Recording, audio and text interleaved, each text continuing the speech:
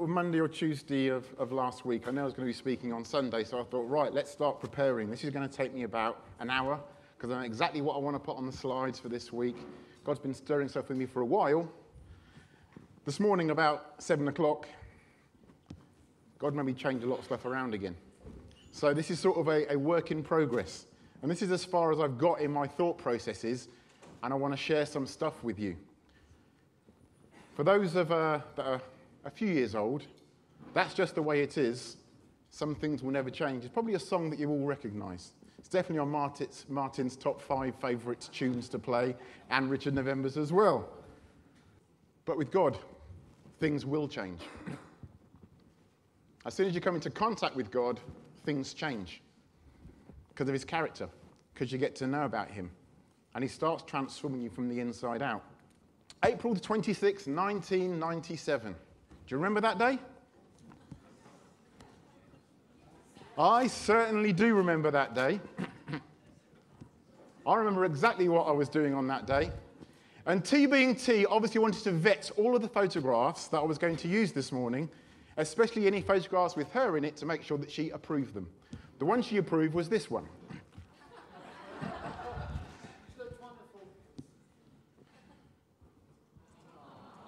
Didn't we look young? Haven't changed a bit. Well, I met Tia at university about 24 years ago now. And when I first met her, she had a boyfriend, a long-term relationship, etc., etc. To cut a long story short, God said, that's the woman you're going to marry. I thought, really? And it took me a while to even get to persuade her to go out with me. And then God took us through a journey over about a 3-month period where T had 1,000,001 questions about God that I was able to answer, not by my own knowledge, but because God graced me and enabled me to do that. And so our courting, whatever you want to call it, was all about talking about God, talking about Jesus, talking about what he'd done, who he was. And our whole thing was, but I've been a good person. Surely that qualifies me. Surely that's enough. And after about 3 months, she sort of said, okay, let's see what happens. The weather forecast. For those that are young, this is my first recollection of weather forecast. Do you remember that? The old magnetic board with the various symbols in their hands. And I often wondered if they were ever going to drop one. So they'd turn in a thunderstorm and just slapped it on the metal board. And there it was, the weather forecast. What a wonderful, wonderful suit he is wearing. Nowadays we have technology. Everything is at our fingertips. Everything's instantaneous, isn't it? And so, as it was our 20th anniversary, we thought we'd do something special. T had in mind a weekend in Clacton. I thought we could do a little bit better than that, maybe Bognor. But as I looked into it, I thought, do you know what? It's 20 years. That's quite a long time.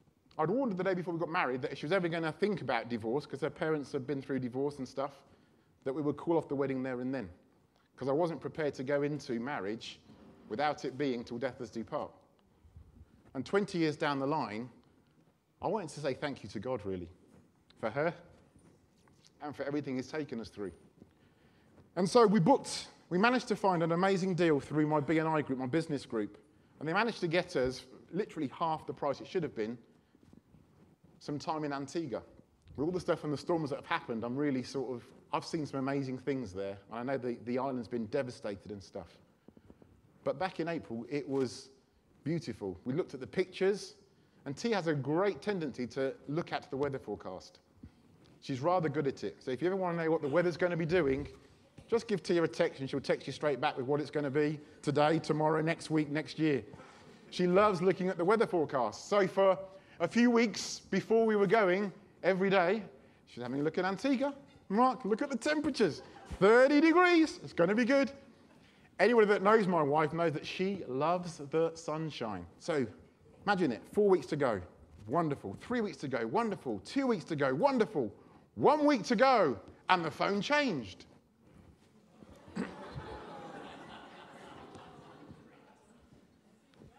the look of devastation on her face.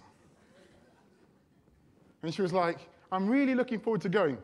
Pity about the weather. Pity about the weather. And it just so happened that Mum and Dad were down from the weekend. Mum and Dad are here today. And we were sitting outside eating some food. It was barbecue sort of season here. The weather was going to be better here than it was there, and that's a real big no-no. Whenever we're on holiday, T has a tendency to look at the weather where we are and always check home. Home's worse. Woohoo! Nobody else does that, I'm sure. But the weather forecast changed, and we were sitting out around lunchtime around the table, and sort of Mum and Dad were saying, "Are you excited about next week?" And T's sort of gave a half-hearted. And Dad goes, "Why? What's the matter?" She goes, "Look at the weather." And she pushed her phone in front of Dad's face and said, "Look at the weather. It's been great for weeks. Why is it whenever we want to go away, it rains?" A few years back, we thought we'd have a weekend break to Barcelona. In Barcelona, the weather is usually fantastic. When we get there, the heavens opened for the entire weekend. The sun did come out as we were taking off leaving again. The people in Barcelona are saying, "We've never known weather like it." So when anybody needs any rain, just send me and T there. It's guaranteed to happen. It used to be the Simmons with the camping. It's us for any other time. As soon as we land foot on a new place, the rain comes. And Dad stopped it in her tracks and says, "No." I was thinking, oh no, here comes my dad. Dad's got a real tendency to cut through all the fluffiness and bring the word of the Lord to you. Yeah? That's what he does. And I was thinking, it's one of those times, let me go and take the tray into the house and leave you lot here so you can discuss. And he goes, "Why should it rain? Do you not know you've got the same power inside you as Jesus had when he told the waves and the winds to stop? You've got the same power." That's the way he always says it. Well, you've got the same power. But it was just like, you could take that with a pinch of salt and sort of say, "Oh, that's just my dad." Or you could think to yourself, okay, we do have that same spirit, the same spirit that raised Jesus from the dead, the same spirit that Jesus used to heal people, raise people from the dead, do all sorts of miraculous stuff. It's all inside us because God's put it there as a resource. That's my dad, for those that don't know. I don't know what he's doing there. I think he was in Scotland at the time doing the Highland jig. But he says, it's not going to rain. Let that be a declaration. So we took off, through the sky, thinking the weather forecast hasn't changed. The weather forecast hasn't changed. We landed, and the weather was amazing. Throughout the entire time we were there, we had a little bit of tiny drizzle at night time. That's the room from our hut, which was right on the beach. Because in God's goodness, he gave us a free upgrade as well. From one of the worst rooms, not the worst rooms, the cheaper rooms in the cheaper blocks, to a beachfront wonderful thing. And I was thinking, that is God's goodness right there. And that for me stemmed back from, because a couple of weeks before this, John was speaking about saying, what are you going to ask God for? And I thought to myself at that point, God, I would love an upgrade. Why not? You're God, you're all-powerful, you're all-seeing, you're all-knowing. Can we please have an upgrade? So as we walk into the hotel lobby and the guy goes, "You got an upgrade?" I was like, yes. And we had a fantastic time there. It was getting ready to leave, so this is the final day. We've had a week. How long was it, 10 days? A week. We were sitting in the reception area waiting for the coach to come and pick us up, take us back to the airport. And this happened.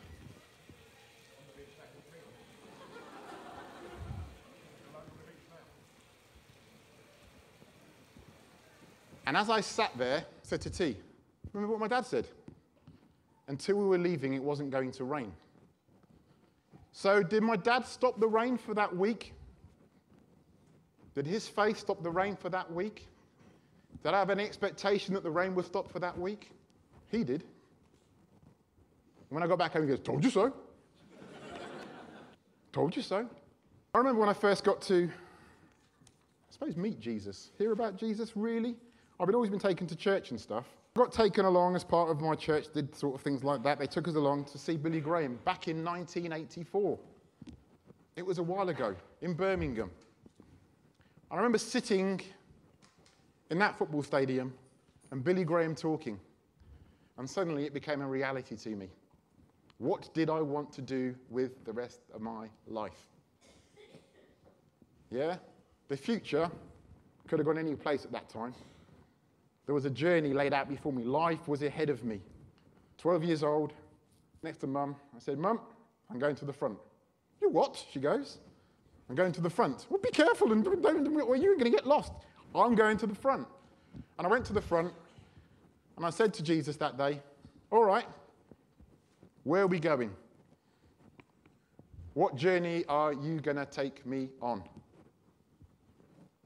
And that journey is still working its way through. Has it gone like I thought it was going to go? Straight and to the point? No. It's taken all sorts of bends and twists and difficulties and all sorts of stuff. When I first got to know Jesus, I was thinking, life's going to be great. Life's going to be easy. Life is going to be a breeze in the park because I know Jesus. And Jesus loves me. Then you find yourself confronted with life's problems and life's issues and harsh words from people and disappointments.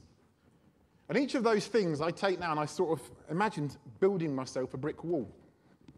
So that wonderful view that God's given me about my future and the hope that he's given me gets eradicated by me adding another brick and another brick and another brick.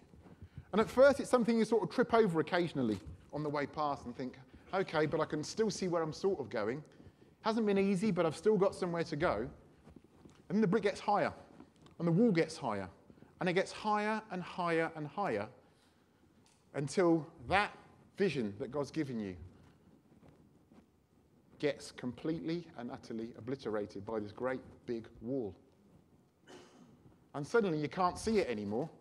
The disappointments take over the hope that you had. And suddenly you're confronted with this great big brick wall. I'm thinking, what did it look like over there? What was on the other side of that wall? Because I've forgotten. And I can't see it. And if I can't see it, I'll stop believing in it. And if I stop believing in it, all I start to believe in is those bricks. And all those bricks represent a disappointment and a hurt. If God's failed you, where he's let you down, where people have sort of turned their back on you, where a relationship's broken down. And all you can see is the brick wall. Does God ever stop talking? No. He gives us an amazing tool set that we fail to use a lot of the time. I'm going to use this as an example. Periscope. Now, I see the periscope as being Holy Spirit. So even if that brick wall is still in place, you can change your viewpoint. And you can see over it and you can remind yourself about the promises that God's spoken over you. Just go back and remind yourselves. What's God said about you? Who has he called you to be? Who has he said that you are? Remember the journey? Remember the excitement in the beginning? It can be like that every day when we go back and we remind ourselves. God knows our beginning from our end. And he uses everything in our life's path to make sure that we end up in the destination that he's got planned for us. I went to Soul Survivor this year. I sort of led the team, had a great team of people there. You heard some of the feedback from the youth. One of the things that I had as a faith position was that every single young person and every member of the team would have an encounter with God while we're there. All of them.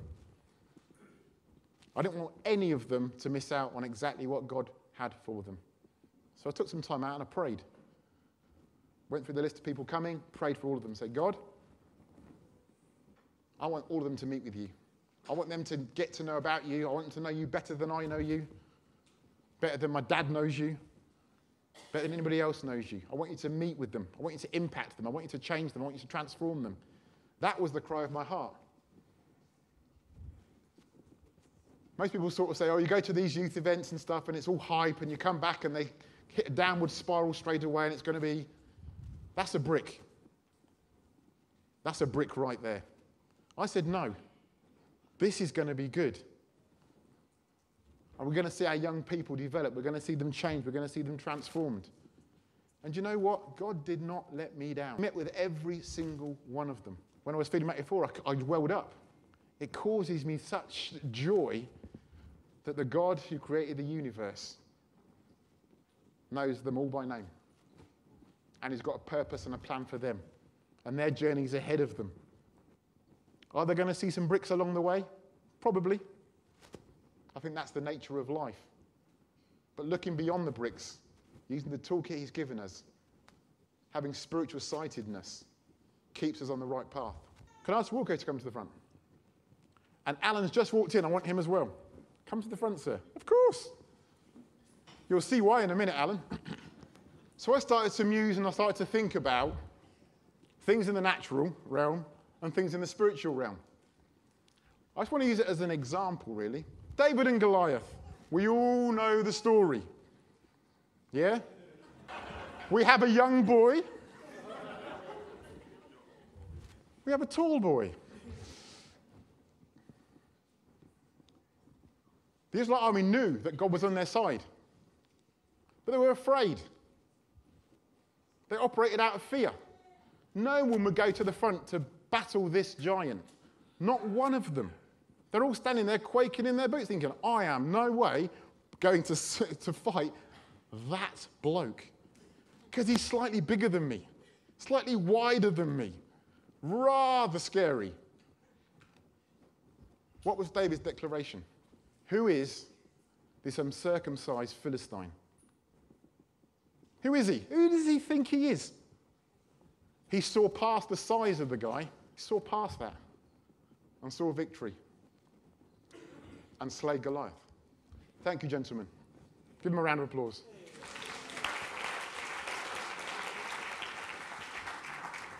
That's a very comfortable mattress there, Walker. Jesus feeds the 5,000. There's a moment at Soul Survivor. We were standing there, and suddenly, you know when God just drops something into your head occasionally? And Mike, the guy that was leading the meeting, sort of said, there's 5,000 people in the room today. And this story came to mind. And I looked out in that massive big room, and I thought, this is how many people a packed lunch fed. And it just got me for a moment. And sometimes we can listen to these stories, and we're so familiar with them that we almost miss out on the power. Miss out on the power. The disciples saw the problem. The disciples also had the solution. It's just that it's Jesus' example to them how to do it. Jesus calms the storm. Jesus said to them, we're going to the other side. The disciples had just witnessed the feeding of the 5,000. They'd just seen it. They've just been part of that thinking, oh my goodness. This Jesus dude can do amazing stuff. Jesus said, I'm going to the other side. We're going. Let's go. They saw the natural. They operated out of fear. Parting of the Red Sea. My dad was chatting to me about this one yesterday,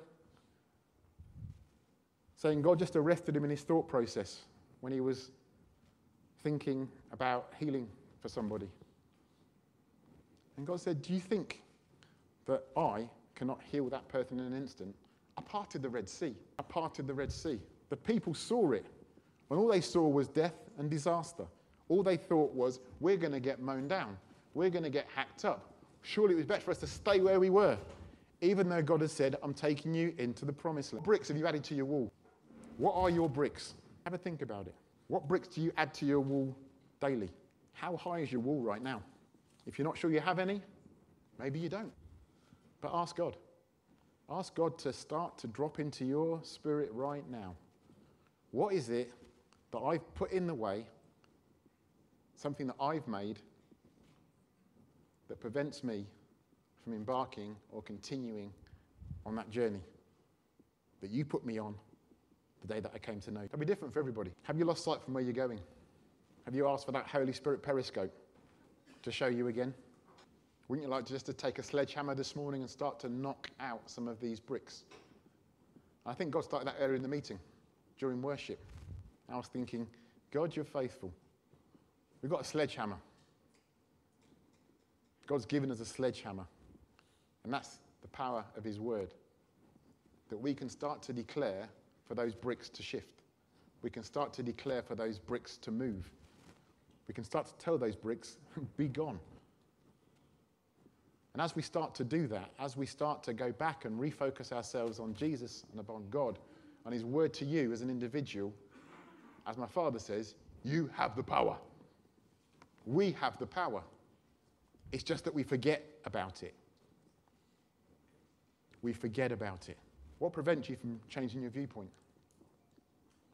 A lot of it might just be a changing of direction. For some of you, your journey is right behind you. And all you've got to do is change your viewpoint. Turn yourselves around. Say to God, where am I going? I seem to have got lost along the way somewhere. Remove that obstacle and just give me the sightedness again. So it could be a turning around for some of you. Right, something a little bit different. What's this? Anybody know? It's a pricing gun, a labeling machine. Now, when I was very young, my parents used to own grocery stores, Spar shops, so near, so Spar. They had 2 of them. And one of the fun things I used to be able to do was get the pricing gun out. You know, a little twiggly knob there where you could change the pricing, and then you go, and when you got really good, you should be able to go, and then the experts, without even looking. And you used to price all the food before you put it on the shelf. And what's the label there for, really? The labels are there to inform you about something. Our words stick. Word comes out of our mouth to somebody else. We label them.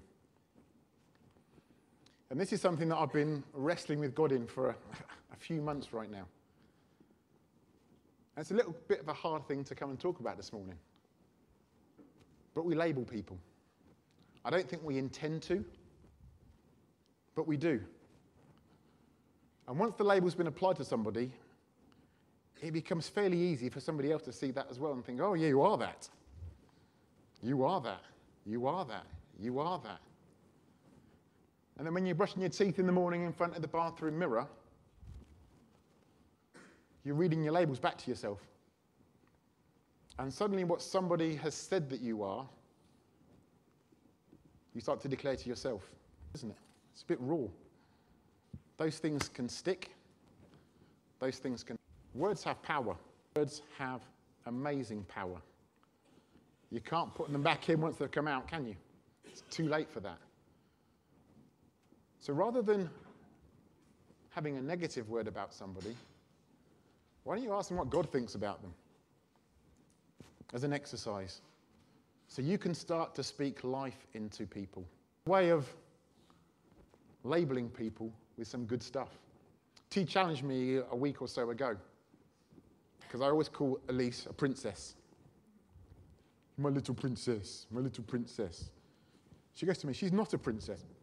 Not a princess. So yesterday, I called her a little warrior, because that's what God put on my mind when I saw her. I thought, she is beautiful, but she's a warrior.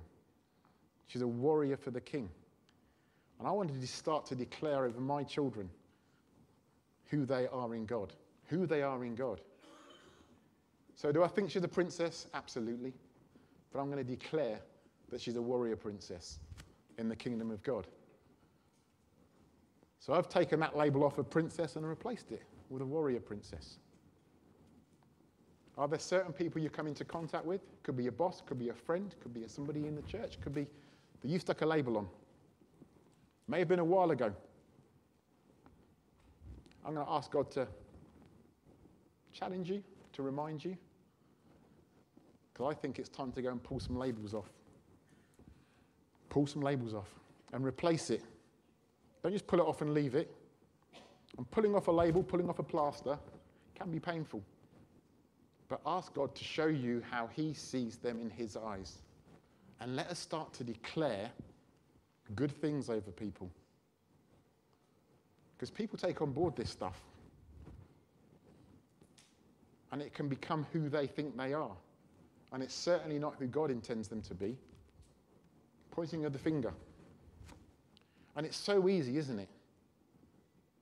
So easy just to go with the crowd. So easy to jump on board and say, yeah, that's that person's like that. So I was known, I still am probably, as Mark the gadget person. As soon as the latest gadget's out, Mark's got it. He's going to have it. Guaranteed he's going to have it. There was a time when I was like that. But I've changed. And yet people will still see me and say, Mark, have you got the latest phone? Have you got this? Have you got that? Have you got the latest gadget? Well, no, I haven't, actually. Because that was some time ago. That was in a different season. God's moved me from that place. I'm now living in a different way of living. And yet that label is still stuck to you again. Have you stuck labels on people? Do they need to be removed? Yeah? Can you see people as God sees them? And it goes back to changing your viewpoint, changing what you're seeing. Have you labeled yourself? Imagine that price going, ba-dum, ba-dum, ba-dum. I am this, I am this, I am this. I'm going to come to nothing. T didn't want to get married. Why? Because her parents had got divorced and it was painful. Very painful. And she thought, what is the point of marriage? She labelled herself, never get married. Didn't want children. Don't know how that happened. Labelled herself again. I saw something past that. I was able to go to her and say, right, that's coming off. And that's coming off. Why? Because I saw something different. I saw through God's eyes. I saw all that she could be. And it's been an absolute joy to walk with her through the last 20 years. Got another 60 to go, dear. But that's what it's about. Yeah? Seeing past what's presented. Yeah?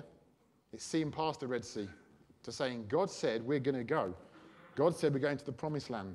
Therefore, this is merely a little tiny brick which just needs to be removed. Disciples said we need to feed 5,000 people. How are we going to do it? We haven't got enough money. Why don't we send them all home? It's late. What are we going to do? What are we going to do? Jesus said, what have we got? Well, we got this little pat lunch. And he gave thanks. Surplus to requirement.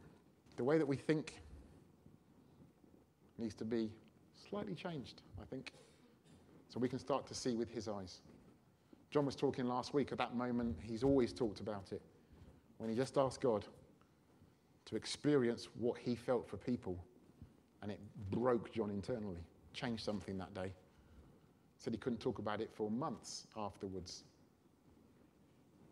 It's a dangerous prayer to pray.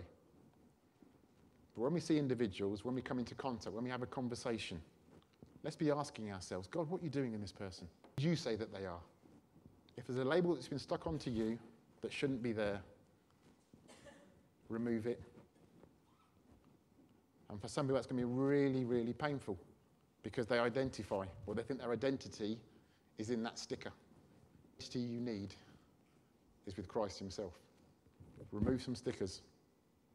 My prayer this morning is that we're going to have an opportunity just to respond and remove some stickers. And let God do that work in us. Which I think, and it comes back to what we had earlier, it's that release. There's a release available this morning. God's going to do an amazing thing. Why? Because he's God and he can do what he does. And that is to come in, to transform, to change. Who does God say that we are? You've only got to jump into his scripture. I'm a child of God. I'm a branch of the true vine, conduit of Christ's life. I'm a friend of Jesus, fellow heir with Christ. These are the stickers that we need to be sticking on ourselves. When we look in the mirror, that's what we start to declare. Words were powerful enough for creation to take place. Do we realize that? God spoke things into being. When we speak, when we declare stuff, we speak things into being. We speak things into being. So what's your declaration going to be tomorrow morning when you look in the mirror? Is it that I'm never going to be happy, I've got no friends, work is terrible? Or is it going to be, I am a co-heir with Christ, I am a new creation, I've been set apart, I can live in the freedom that Christ has given me? Start to declare that to ourselves and see what God starts to do. As I was Google searching, this came up. Stop labeling people just because they're not like you. Joyce Meyer said that. I thought it's an interesting, very simple thing. Right from a very early age, I remember my first or second day at primary school. We were the only coloured family in the town. Colour to me hadn't really registered because my mum's white and my dad's not so white. It didn't really enter my brain at all. And yet I went to primary school on day one. You're a gollywog. And I was thinking, gollywog? I've got a gollywog at home. It's on my bed, a toy. Blackie, Blackie. Day two, I learnt to run because it seemed that the entire class was just wanting to chase me down. And I remember going home and saying to Mum, Mum, I don't get it. People keep running after me, and they keep calling me chocolate drop, they keep calling me gollywog, they keep calling me that. And I remember, she goes, who does God say that you are? And so my best friend at that school, I always remember him, his name was Gerwin. Guess why they chased him? He had the brightest head of red hair you've ever seen. Poor guy was called Gerwin. I thought, that's not as bad as that, at least. So we literally spent the first few weeks of primary school, my break times were just running. I was like Mo Farah back then, and believe you me, they weren't catching me. I was just running. And it became a game. And we grew out of it. But it's amazing, isn't it, that the labeling can even start right then from little kids. When they start to point and they start to label and they start to say, this is who you are. Come back to our children and educate them to sort of say, who does God say that you are? Because that's what you should be interested in.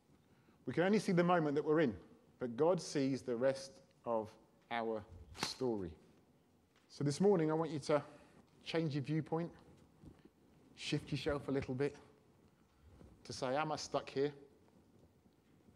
Am I stuck where I am right now? Am I just seeing a brick wall? Am I reading off what people are labeling me? Is this where I want to be, God? So can we say, that's just the way it is? Is that going to be our declaration? Or are we going to say, but with God, things can change? Is it time to remove our stickers and replace them with new ones? Ones that are full of life, ones that are full of hope, ones that are full of promise. We've all got a destination point. We've all got a journey. We're all part way through that journey with Him.